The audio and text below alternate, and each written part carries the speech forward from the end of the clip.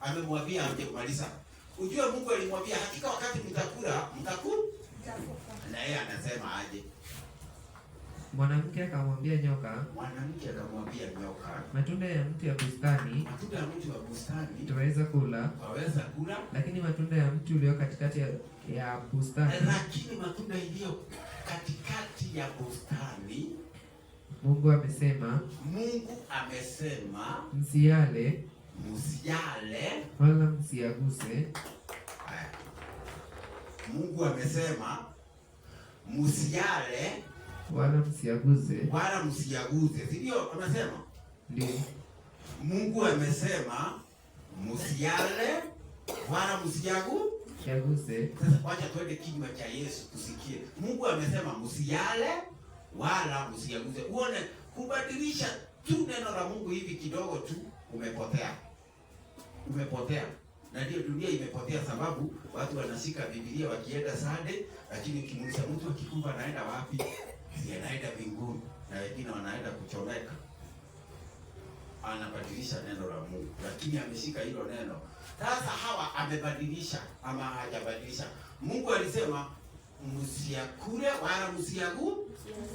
Sasa rudi hiyo chapter 2 tusikie Mungu amesema namna gani.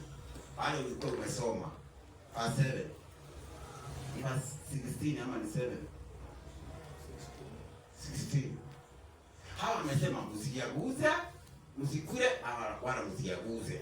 Mungu ndivyo amesema. Mungu amesema aje? Bwana Mungu akamwagiza huyo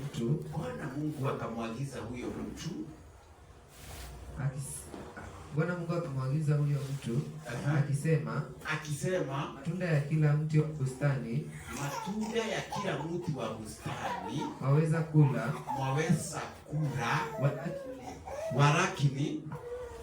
walakini matunda ya mti wa ujuzi. Sasa sikia, hiyo ni kinywa cha Mungu. Matunda ya mti wa bustani matunda ya mti wa bustani waweza kula, walakini matunda ya mti wa ujuzi wa mema na mabaya usile, kwa maana siku utakapokula matunda ya mti huo utakufa hakika. Hiyo ndio kinywa cha Mungu. Alimwambia usikule, kwa maana siku ile utakula utakufa. Haya, naye ameambia shetani aje? Msiale. Ameongezea Biblia. Sasa amepotoka sababu ya kuongezea, na yule ambao ataongezea ataondolewa. Kwa hivyo msikule na tusiaguze, hata kugusa tusiguze. Unajua sasa anataka kuexplain kwa shetani vile atani hata kugusa usigusa, ameongezea. Sasa shetani akajua poison yangu imeingia. Unaona, ameenda kinyume kidogo. Kwa hivyo ni kumaanisha nimeanza sasa.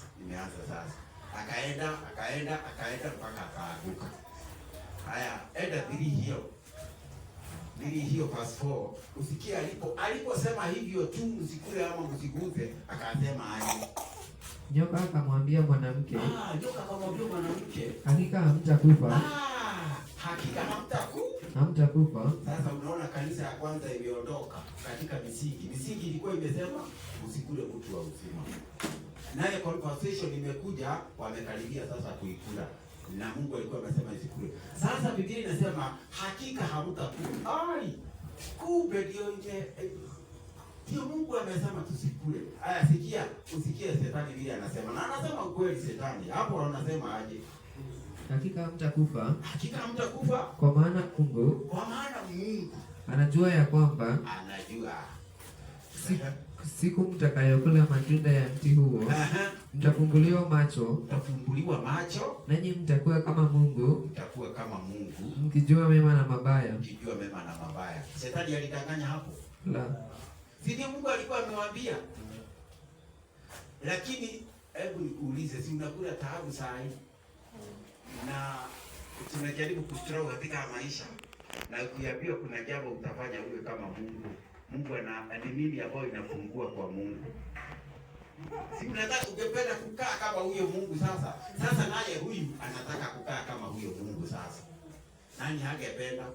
Lakini amesahau sasa, ameumbwa akiwa amefanana na Mungu, lakini anataka. Unaona shetani akiwa juu alikuwa anataka kuwa kama Mungu katika mamlaka.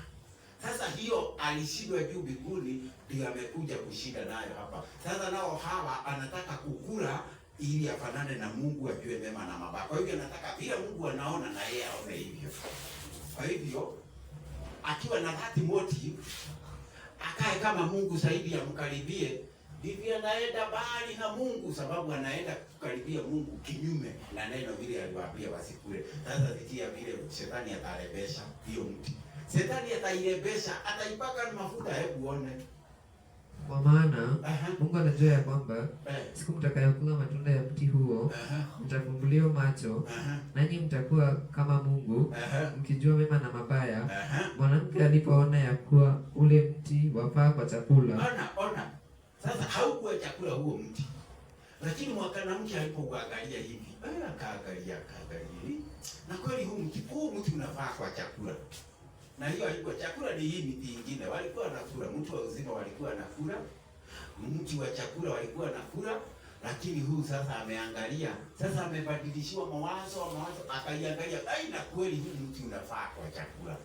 Kwa nini Mungu alituambia hivyo? Unafaa kwa chakula. Akasema aje? Kwa hivyo unajua, hata hivyo tu ndio watu wanafanya. Hiyo ndio ilifanyika hata siku ya leo. Watu wanaangalia mambo, wanaona hii mambo inafaa Mungu, hii mambo inafaa, sababu hii inaitanishwa na Mungu na ni nzuri. Si hata tukiirebesha hivyo, si Mungu ataikubali. Hii inafaa mambo ya Mungu. Hata yeye alirebesha huyo mti na akili zake. Na unajua hivyo Hawa alirebesha huo mti na akaona ni mzuri kwa chakula. Unafikiria hiyo mavikara ndio Mungu alikuwa nayo? Sio hiyo. Kwa hivyo hata akiona ni mti unakuwa sawa na chakula, Mungu hakuona ukiwa sawa. Hata ikiwa maoni yake imeona ni sawa, Mungu hakuona ni sawa. Mungu hajabadilika, ni Hawa amebadilika. Alipoona ni sawa kwa chakula, akachuna, akakula. Alafu alipojiangalia haja kufa, akachuna hiyo ingine, akapea bwana wake. Na wakati walipeana bwana wake, sasa ujumbe umeharibika. Ujumbe umeharibika hapo. Hebu endelea tusikie. Mbona ujumbe umeharibika? Wapendeza macho, nao ni mti wa kutamanika kwa maarifa. Basi alitoa katika matunda yake, akala, akampa na mumewe, naye akala. Wakafumbuliwa macho wote wawili. Sasa wamefumbuliwa macho, lakini kufumbuliwa macho kule sasa si kufumbuliwa macho wafanane na Mungu. Sasa wanafumbuliwa macho wafanye nini? Hebu soma. Wakajijua kuwa wauchi. Wakajijua wako uchi. Kwa hivyo walijijua wako kama Mungu sasa, ama wamejijua wako uchi? Sasa wamejijua wako uchi. Na unajua siku ya leo, sababu ya hapa kwenda kinyume na Biblia, wako uchi. Watu wengi wako uchi. Hebu soma usikie Revelation. Sababu watu wamekataa amri za Mungu, wako uchi. Wameenda kinyume na Biblia, watu wengi wako uchi. 14:13. 16:13. Ufunuo.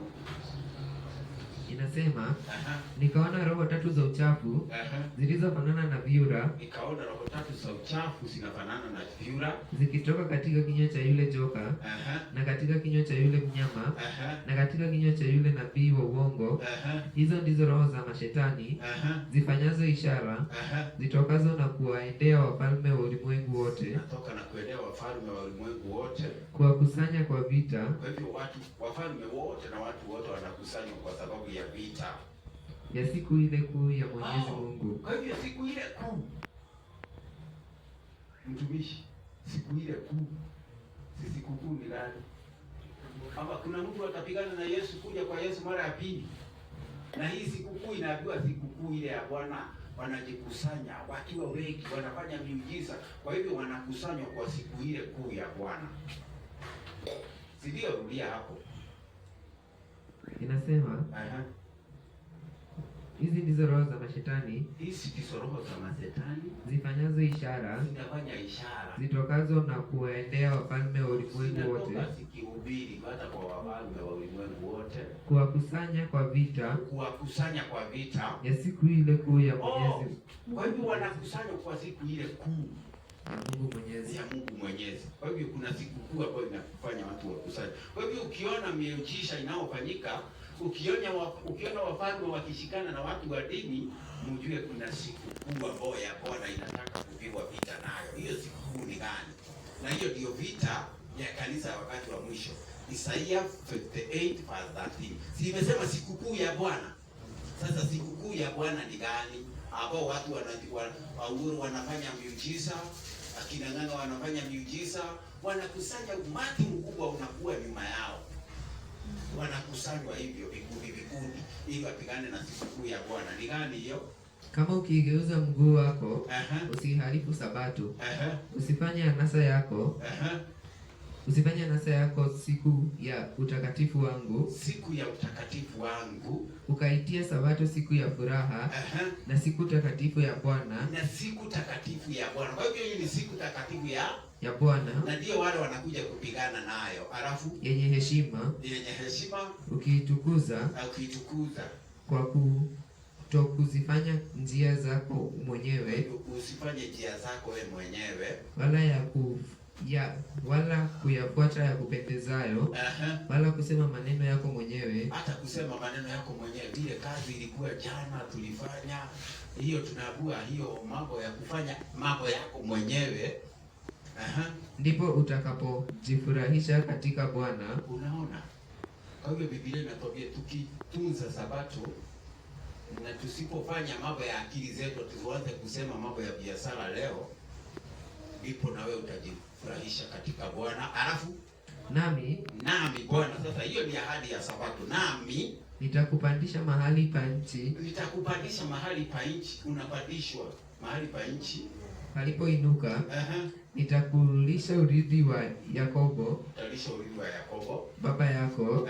Kwa maana kinywa cha Bwana kimenena hayo. Biblia inasema wale wanatunza Sabato kabisa, Biblia inasema hakuna mtu atakuwa chini yake.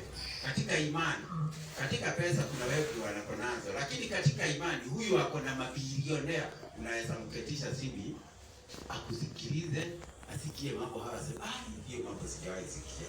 Sababu Mungu anafanya upande ukiwa juu, ukienda juu. Na